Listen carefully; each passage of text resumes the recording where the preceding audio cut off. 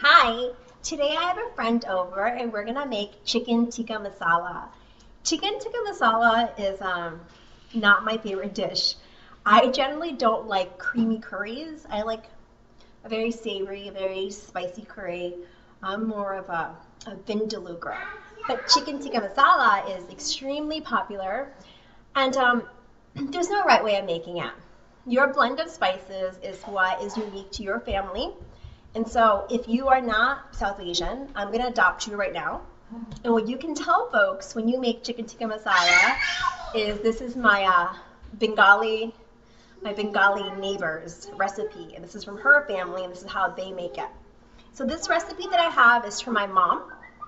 She provided me this recipe, and it's super simple. And chicken tikka masala is not one of those complicated dishes. So what I did this morning is I took about 3 pounds of skinless chicken. I use mostly thighs because it's just more flavorful and the breast tends to dry out.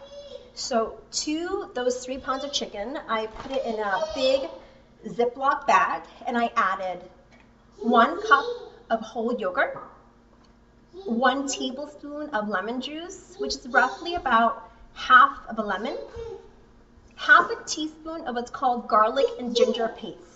You can buy garlic and ginger paste from the Indian store, you can make it.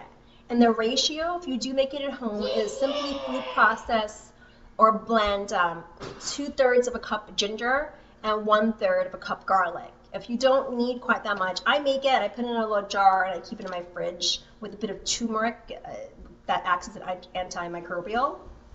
So you can certainly just do 2 tablespoons of ginger, 1 tablespoon of garlic, whatever it is that you need. I make a cup's worth, essentially.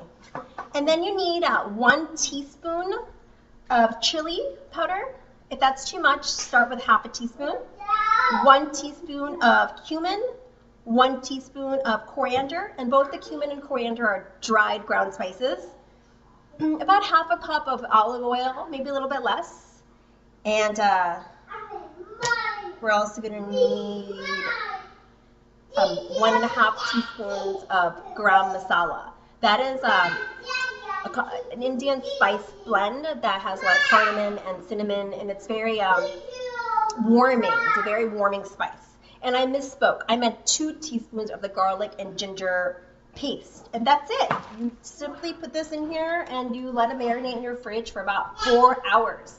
Now that it's marinated, what I'm going to do is I'm going to cook this in my oven under the broiler function so it gets a little charred.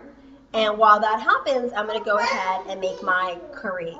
And I apologize because you hear my 2-year-old in the background making a lot of noise because he's quite happy.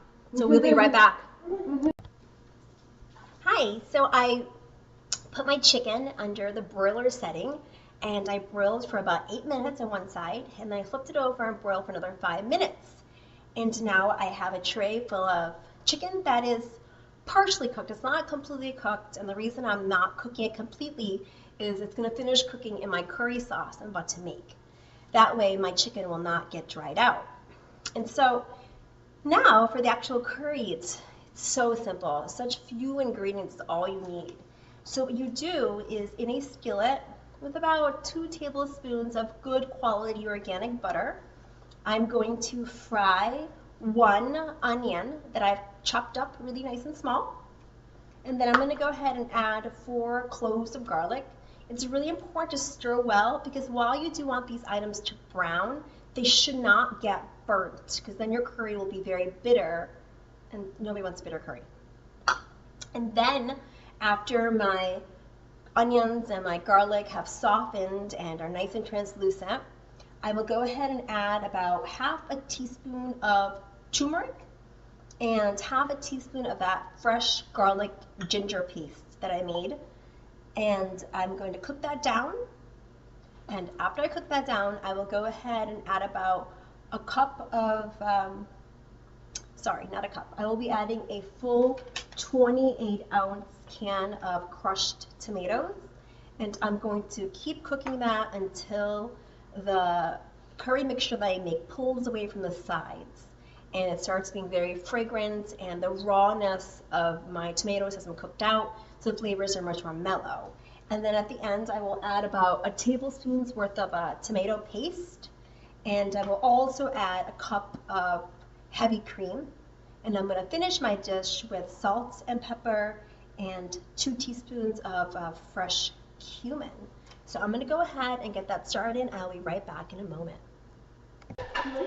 We are done, and the chicken tikka masala is a success. This is the first time that I've ever made this recipe, but my friend Angela wanted chicken tikka masala, and this morning all I did was really call my mom for the recipe, and she gave it to me, and it came out delicious. I honestly think that part of the reason the food is so good is I put a lot of positivity in here.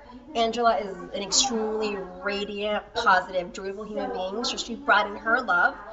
And it's done. So just to recap, there's really 2 steps to this. And you can do the first step the night before. The first step is to essentially make chicken tikka or tandoori chicken. And all that is chicken marinated in yogurt, in spices, and then cooked in my oven.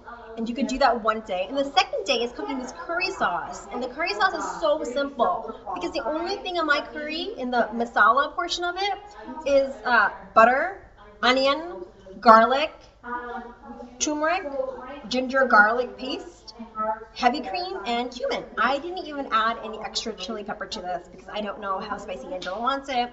And she's also going to be serving this to kids. And I figured it's best not to add. So it came together beautifully, and I'm going to show this to you. Here it is.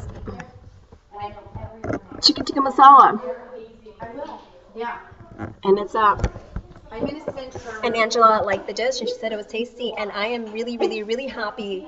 And I encourage all of you, even if you don't know how to make something, just go for it and be hopeful and positive, and it will be a joyful dish. Thank you.